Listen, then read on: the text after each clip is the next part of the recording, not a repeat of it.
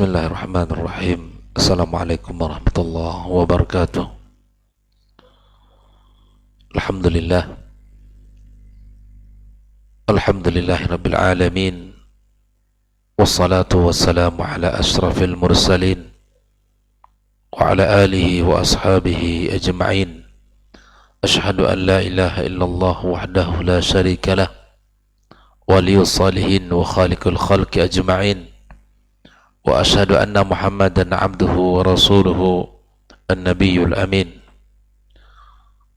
Qala ta'ala ya ayyuhalladzina amanu ittaqullaha haqqa tuqatih wa la tamutunna illa wa antum muslimun.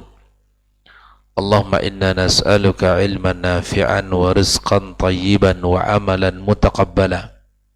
Amma ba'd, ikhwani wa akhwati fid din, kaum muslimin dan muslimat, al-musyahidin wal musyahidat, hafidhakumullahu wa ra'akum. Alhamdulillah, kita bersyukur pada Allah tabaraka wa ta'ala yang telah memberikan kepada kita nikmat yang sangat banyak, nikmat iman, nikmat Islam, nikmat kesehatan, serta nikmat ilmu. Kita pagi ini bersama-sama duduk di majelis yang mulia ini, di tempat yang paling mulia di muka bumi, rumah Allah. Kita belajar tentang sebuah keutamaan yang ada pada agama yang mulia ini dengan membaca kitab Risalatu Fadlil Islam karya Syekh Muhammad ibn Abdul Wahhab rahimahullah ta'ala rahmatan wasi'ah. Mudah-mudahan ilmu yang kita pelajari membawa kepada kebaikan dan cahaya dalam kehidupan, semakin kokoh dan semakin kuat agama yang ada pada diri kita. Kemudian kita memperbanyak ucapan salat dan salam untuk Nabi besar Muhammad alaihi salatu wassalam. Mudah-mudahan kita termasuk orang-orang yang mendapatkan syafaatnya nanti pada hari kiamat kelak. Ikhwani wa akhwati fid din, kaum muslimin dan muslimat, pagi ini kembali kita melanjutkan pembahasan syarah Risalati Fadlil Islam, masih dalam pembahasan terakhir, hadis yang terakhir tentang annal bid'ata asyaddu minal kabair, bahwa sesungguhnya bid'ah lebih berat dari dosa besar. Pagi ini hadis yang terakhir pada halaman yang ke-95. Halaman yang ke-95. Walahu min hadithi Abi Hurairah radhiyallahu ta'ala an wa lafzuhu man da'a ila hudan. Barang siapa yang mengajak kepada petunjuk, thumma qal man da'a ila dhalalatin, dan siapa yang mengajak kepada kesesatan. Hadis ini rawahu Muslim fi sahihi wa akhrajahu Muslim fi sahihihi. Ikhwani wa akhwati fid din, Syekh Shalih Al-Fauzan menjelaskan hadis yang sudah kita bacakan barusan. Man da'a ila hudan, barang siapa yang mengajak kepada petunjuk. Ya, kemudian Nabi SAW berkata, wa man da'a ila dhalalatin, dan barang siapa yang mengajak kepada kesesatan. Qala fi hadzal hadis, di dalam hadis yang barusan kita bacakan, anna man da'a ila hudan, barang siapa yang mengajak kepada petunjuk, kana lahu minal ajr, maka baginya pahala. Orang yang mengajak tersebut mendapatkan pahala. Mithlu ujuri man tabi'ah, atau mithla ujuri man tabi'ah, seperti pahala orang yang mengikutinya. Katakan seseorang misalnya Ahmad mengajak kepada kebaikan yang bernama Abdullah misalnya. Kemudian Abdullah melakukan kebaikan yang disampaikan kepadanya, maka si Ahmad yang mengajak kepada kebaikan dengan izin Allah, Abdullah mengamalkannya, maka subhanallah dia mendapatkan kebaikan dari apa yang diikuti oleh Abdullah tersebut. Hebatnya lagi ikhwah fillah, la yanqusu min ujurihim syai', tanpa dikurangi sedikit pun dari pahala orang yang mengerjakan itu. Wa man da'a ila dhalalatin, dan siapapun yang mengajak kepada kesesatan, kana alaihi minal ithim, maka baginya dosa. Sebagaimana mengajak kepada kebaikan mendapatkan pahala, dan orang yang mengajak kepada kesesatan baginya dosa. Mithlu athami man tabi'ah, seperti dosa orang yang mengerjakan apa yang disampaikan kepadanya, yang mengikutinya. La yanqusu min athamihim syai'a, dan begitu pun tanpa dikurangi sedikit pun.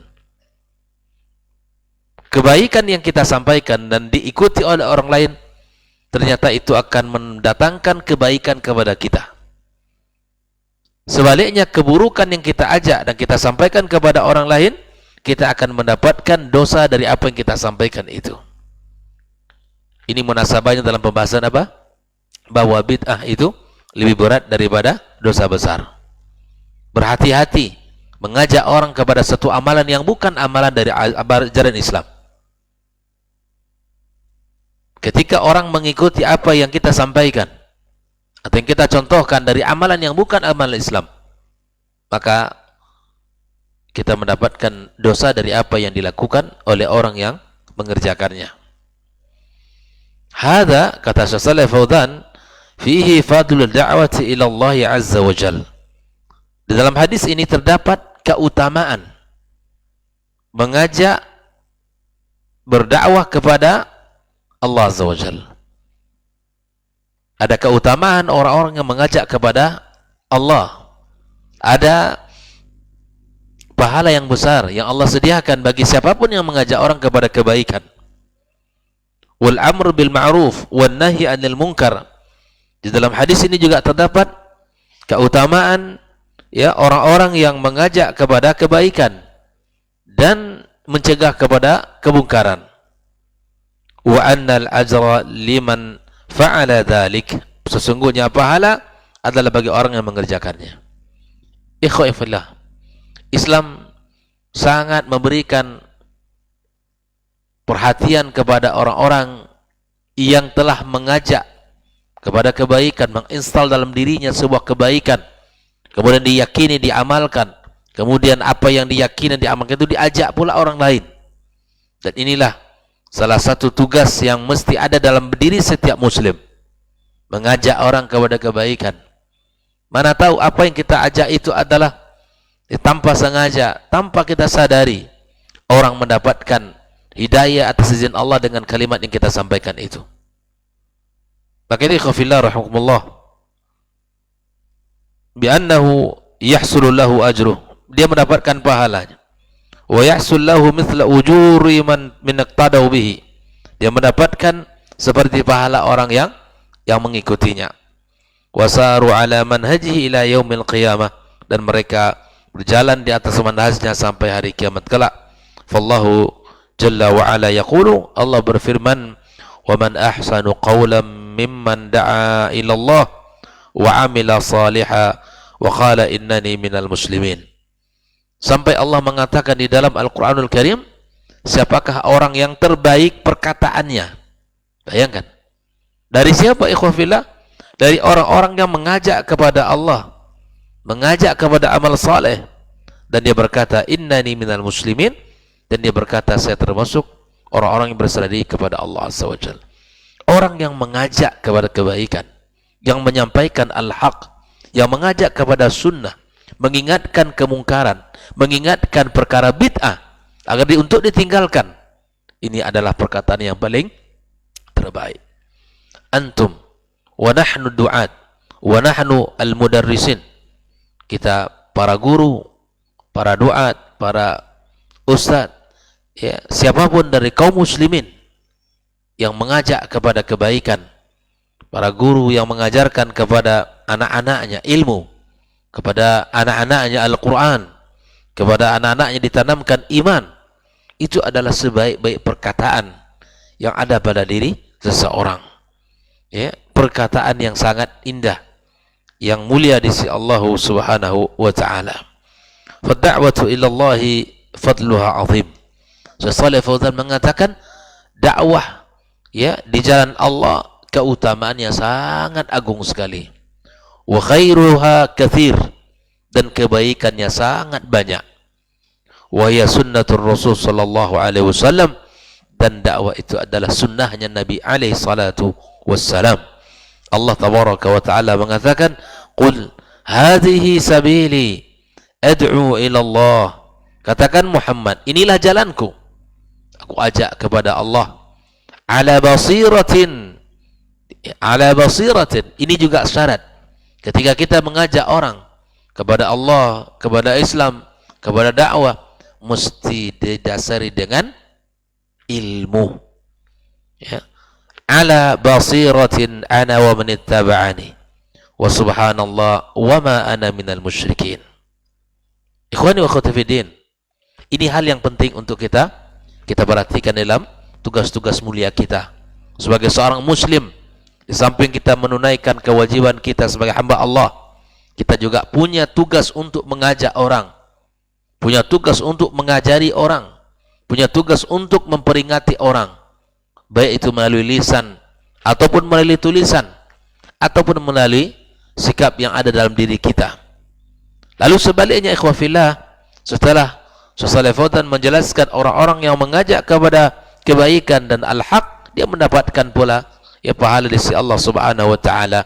Lalu kemudian dia mengatakan, wa ammal ladzi yad'u ila ad-dhalali wal bid'i wal muhdatsat, adapun orang-orang yang mengajak kepada kesesatan, mengajak kepada perkara bid'ah, mengajak kepada hal yang baru yang diada-ada dalam urusan agama, kalladzi yad'u ila ibadatil kubur, seperti orang yang mengajak untuk beribadah kepada kubur, ya, menyembah mereka, meminta tolong kepada mereka.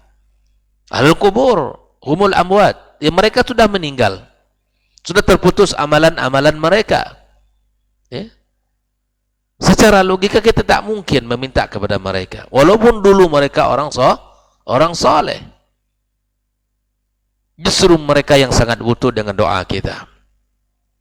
Terkadang kita minta tolong kepada orang yang hidup saja, belum tentu dapat. Apalagi yang minta kepada yang mati, pasti tak dapat. Ya subhanallah. Terkadang orang tidak menggunakan akal sehatnya untuk perkara yang satu ini. Datang ke kuburan, meminta beribadah di situ dan seterusnya. Ya. Wal adrihati. Ya. Fa innahu yad'u ila ma yukhalifud din, sungguh dia mengajak kepada apa yang menyelisih agama ini. Mithla ma huwa hasilun al-an min at-targhib fil bid'i wal ma'asi wal mukhalafat. Ya, seperti dia sekarang mendapatkan at-targhib, sebuah motivasi semangat di dalam perkara bid'ah dan maksiat dan bentuk-bentuk pelanggaran. Faman fa'ala dzalika fa'alai ismuh, yang mengerjakan hal itu ikhwah fillah, maka dia mendapatkan dosanya. Wa ismu man iktada bih, dan dosa yang mengikutinya. Wa salaka manhajahu ila yaumil qiyamah, dan dia mengikuti jalannya sampai hari kiamat kelak. Dia telah meninggalkan bibit-bibit dosa untuk dirinya. Walaupun dia telah meninggal dunia, tapi keburukan, perkara bid'ah, kesesatan yang diikuti orang setelah dia meninggal dunia, dia mendapatkan bibit dosa yang telah dia tanam ketika dia masih hidup. Waliyadzubillah. Wa hadza kata Shalih Fauzan fihi ta'zir min du'atid dalal.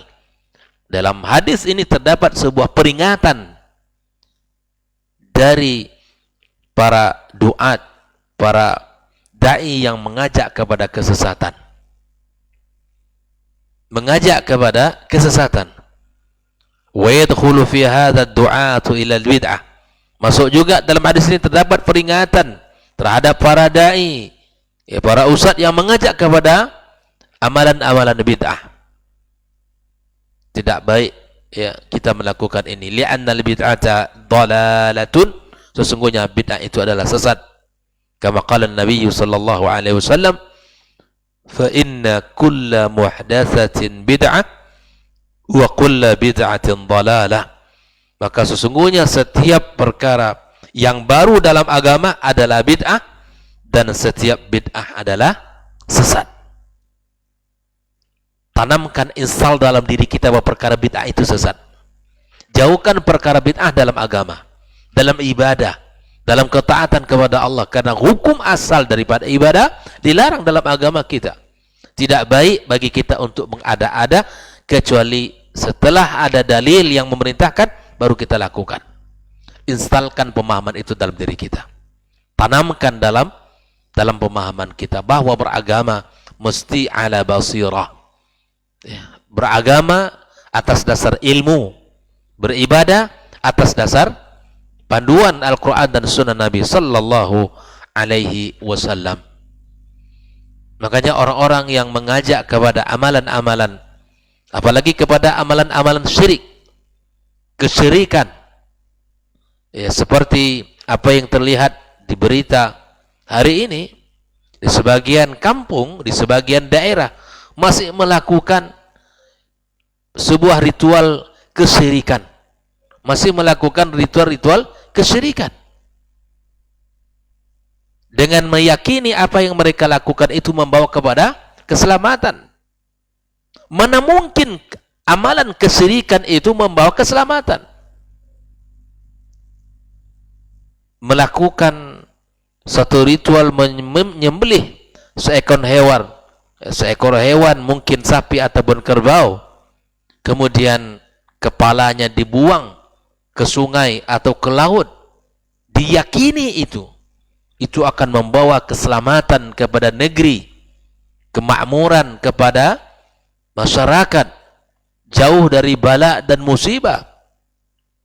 Ini adalah, ya, angan-angan belaka.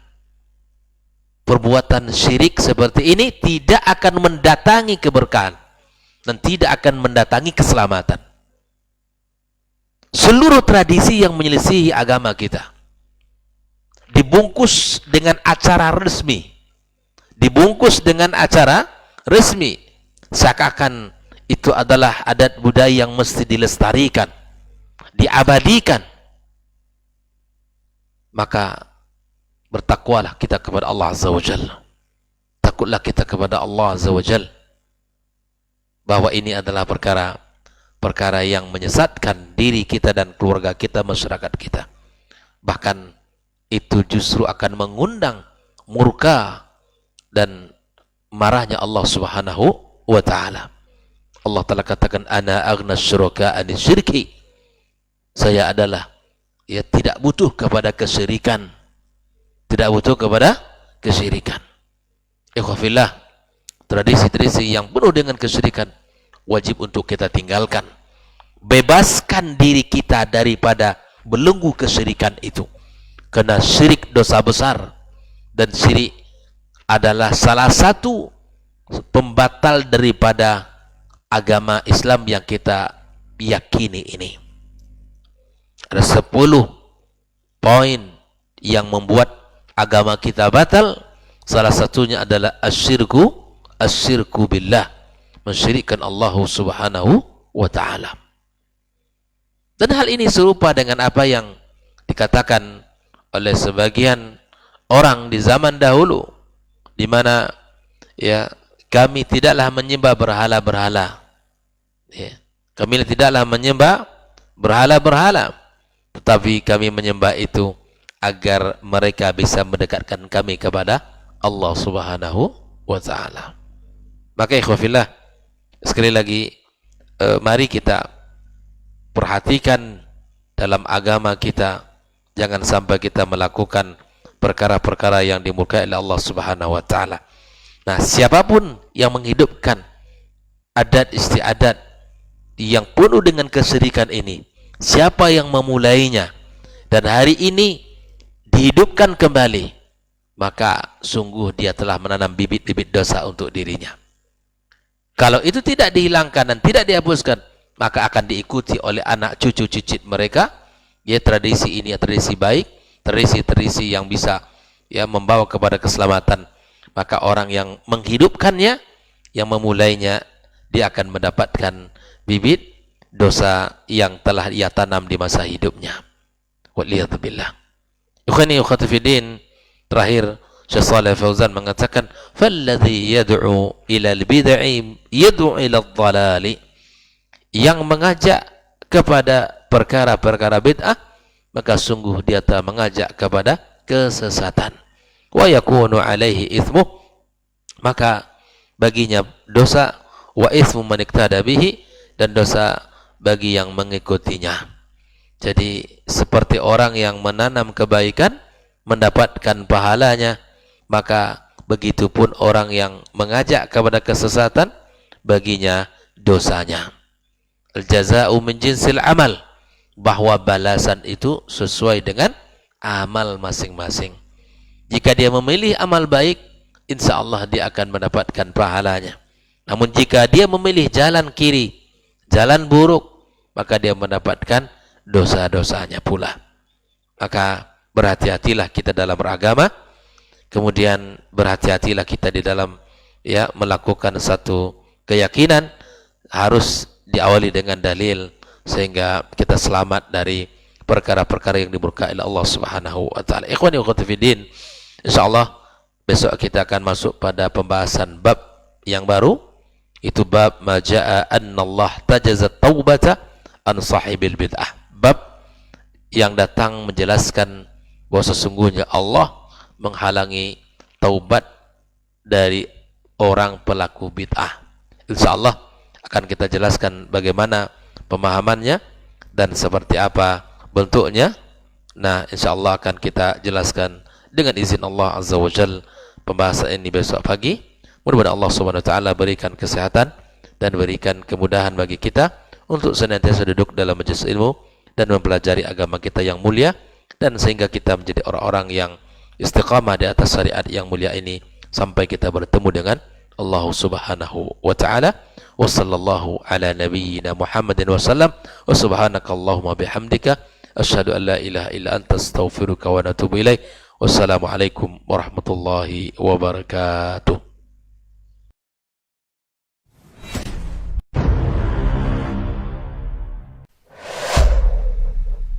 Dunia dan seisinya ini bagi Allah tak sama nilainya dengan sebelah sayap lalat. Barang siapa yang beramal untuk akhiratnya, Allah akan cukupkan baginya urusan dunia. Sayati zamanun 'alan nasi as-sabiru fihim qalqabit al-jamarah. Akan ada satu masa di akhir zaman yang berpegang teguh dengan agamanya seperti orang yang sedang memegang bara